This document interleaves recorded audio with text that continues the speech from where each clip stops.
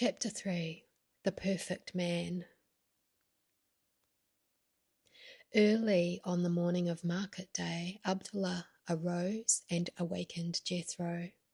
June was yet young and hovered over the distant hills with an enchanting freshness.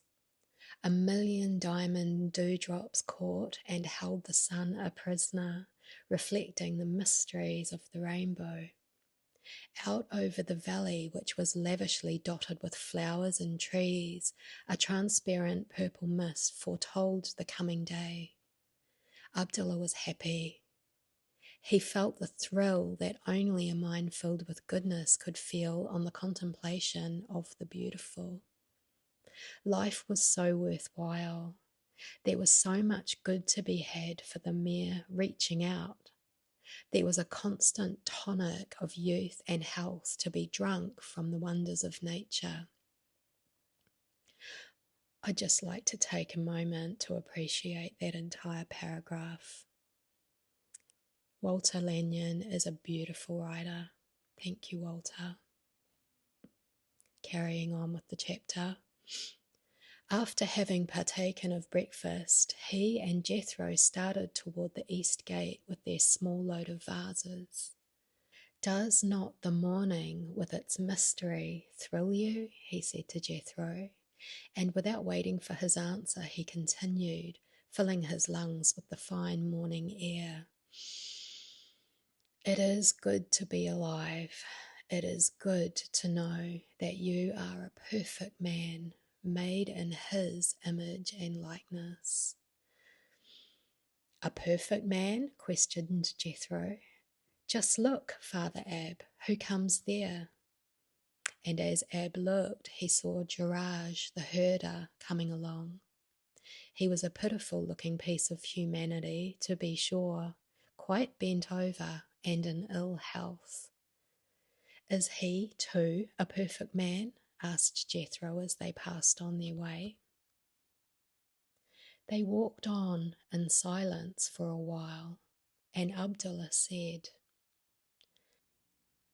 "Jethro, you speak some Greek, a little Egyptian, and Arabic, and in all these languages they have a different symbol for the same numbers.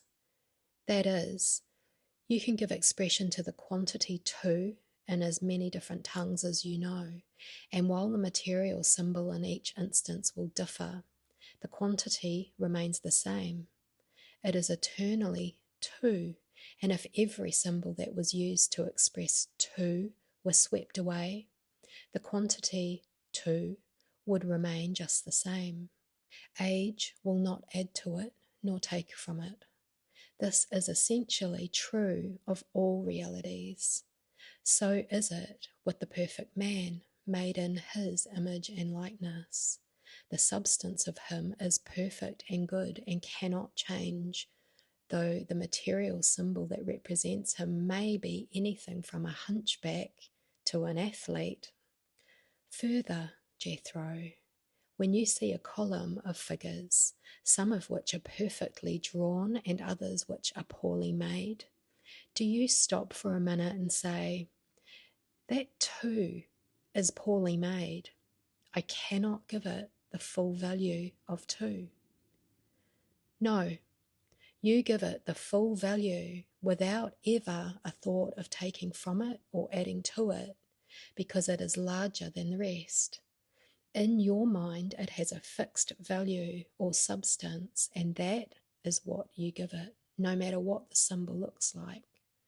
Then is it not our duty to give the material symbol of man his full inheritance, that of perfection and goodness, and to look beyond the material symbol, just as you do in figures, and reckon the absolute quantity and substance of man made in his image and likeness? What use would man have for criticism if they had this fact firmly established in their minds? And what a wonderful help and stimulus the world would receive again to know that every man is perfect, just as he was created. Then criticism is really bearing false witness against thy brother, is it not? Said Jethro. And what other motive could prompt bearing false witness against a man than hate? Yes, said Abdullah. Criticism is hate, and with hate in our minds, love cannot enter or abide. But another good point to me, said Abdullah as they walked along, is that while the material symbol for man may appear distorted, with the proper thought and love, he can be made straight and healed of his infirmities. Think of the symbol of the perfect man who lay at the pool of Bethesda for 38 years, and how all that time he was unable to help himself. Is it not appalling to note the lack of right thinking on his part? There he lay, a son of the all-powerful, and image and likeness, governed by the one omnipresent, omnipotent law of good, unable to move himself. And all the while, the men at the court were giving him the lie and refusing to count him as a perfect man, until one fine day Jesus came by and saw him as a perfect man, with the result that the 38 years of bondage disappeared, and the man came into his heritage of dominion.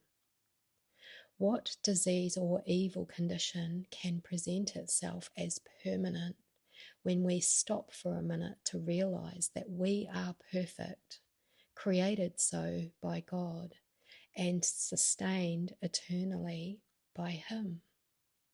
Was it not through Daniel's realization of the indestructible qualities of the perfect man that he escaped the jaws of the lions?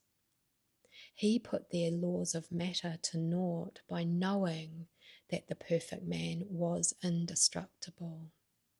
But it is necessary that we do more than declare this truth of perfection. Having done all, stay put, and we see that though Daniel proved the powerlessness of the lions immediately he entered the den, yet he had to remain, that is, stand, there all night. Patience must have her perfect work. That is the end of chapter 3.